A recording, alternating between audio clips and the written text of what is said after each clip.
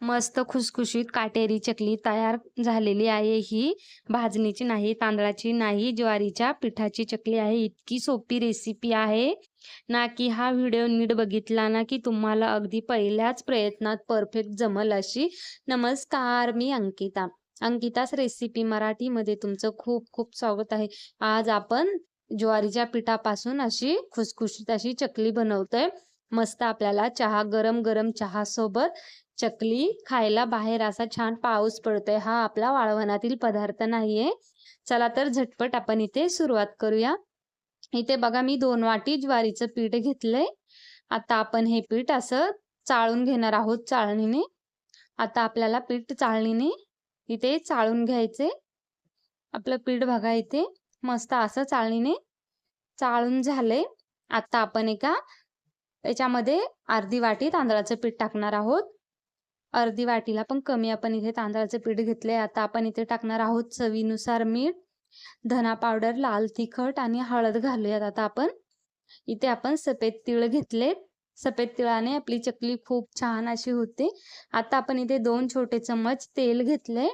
आता आपण टाकणार आहोत तेल आणि छान आपल्याला इथे हाताने मस्त असं मिक्स करून घ्यायचंय बघा. पूर्ण पिठाला आपल्याला इथे तेल लावून घ्यायचे. आता इथे आपण ज्या वाटीने पीठ घेतले त्याच वाटीने आपण इथे 1 वाटी पाणी घेतले. 2 वाटी आपल्याला इथे पिठासाठी आपण 1 वाटी पाणी घेतलंय आणि सर्वात महत्त्वाची टिप्स म्हणजे आपल्याला इथे पाणी छान असं कडकडीत उकळून गरम होऊ द्यायचे. पाण्याला छान अशी उकळी आली का मग आपण इथे पिठामध्ये पाणी टाकणार आहोत आणि छान असं चमच्याने आपण एकजीव आपल्याला मिक्स करून घ्यायचं इथे. छान असं मिक्स करून घेतलंय आता. आता आपण झाकण ठेवून इथे 10 मिनिट पीठ असंच भिजत ठेवणार आहोत. 10 मिनिटांनी बघा आता आपल्याला एकदम असं पीठ मस्त मऊ लुसलुशीत झालंय. आता थंड झाल्यानंतर आपल्याला इथे हाताने छान पीठ असं मळून घ्यायचंय. बघा आपल्याला इथे अशा प्रकारे पीठ मळून घ्यायचंय. एकदम असं मऊ लुसलुशीत आणि एकजीव होईपर्यंत आपल्याला इथे असा पिठाचा गोळा बनवून घ्यायचा. बघा आपण इथे अशा प्रकारे चकलीसाठी पीठ मळून घेतलंय. चला आता आपण मस्त अशा चकल्या बनवून घेऊयात. त्यासाठी आपल्याला चकलीचा साचा घ्यायचा आहे आणि छान अशी चकली बनवून घ्यायची. आता आपल्याला इथे बघा आपण जसा गोळा करून घेतलाय तसं अख्खा टाकायचे. ते टाकल्यानंतर आपली चकलीचे असे तुकडे पडत नाहीत. एकदम सरसकट आणि एकदम छान अशी आपली चकली तयार होते.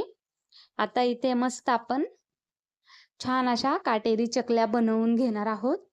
बघा आपल्या आवडीनुसार इथे छोट्या-मोठ्या अशा आपल्याला इथे चकल्या बनवून घ्यायच्यात.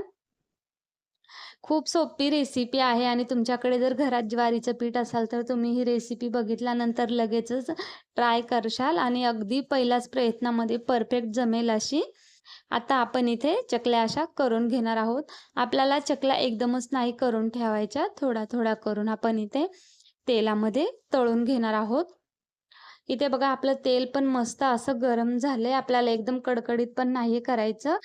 आता आपण इथे बघा एकदम असं आपण चकली सोडली की लगेच अशी वरती आली पाहिजे म्हणजे आपलं तेल एकदम असं परफेक्ट गरम झालंय. आता आपण त्यामध्ये चकल्या टाकूयात आणि छान अशा मस्त चकल्या आपल्याला खुसखुशीत होईपर्यंत अशा चकल्या तळून घ्यायच्या. एकदम मस्त अशी खायला तर बापरे! सगळ्यांनाच आवडते अशी. आता आपण चकली सोडताना पहिले गॅस आपल्याला इथे फास्टच ठेवायचे. इथे मी 4-4 करून अशा चकल्या छान अशा त तळून घेणार आहे. आता आपण गॅस लो करूयात आणि अशी चकली खुसखुशीत होईपर्यंत आपल्याला इथे चकली तेलामध्ये तळून घ्यायची.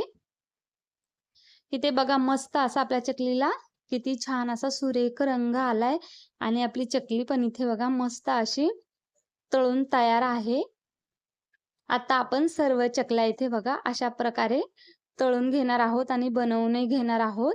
आता आपण या चकल्या काढून घेऊयात आणि सर्व चकल्या आपल्याला इथे अशा प्रकारे तळून घ्यायच्यात. खूप सोपी रेसिपी आहे. फक्त आपल्याला पूर्ण अशी परफेक्ट बघायची. बघा आता आपले इथे खुसखुशीत अशी आपली ज्वारीच्या पिठाची चकली बनवून तयार आहे. एकदम अशी मस्त आणि चहासोबत अशी खायला किंवा मुलांना डब्याला अशी छान वाटते नाश्त्यासाठी. बघा एकदम मस्त अशी खुसखुशीत आपली चकली बनवून तयार आहे. कशी वाटली तुम्हाला रेसिपी नक्की कमेंट करून सांगा. धन्यवाद.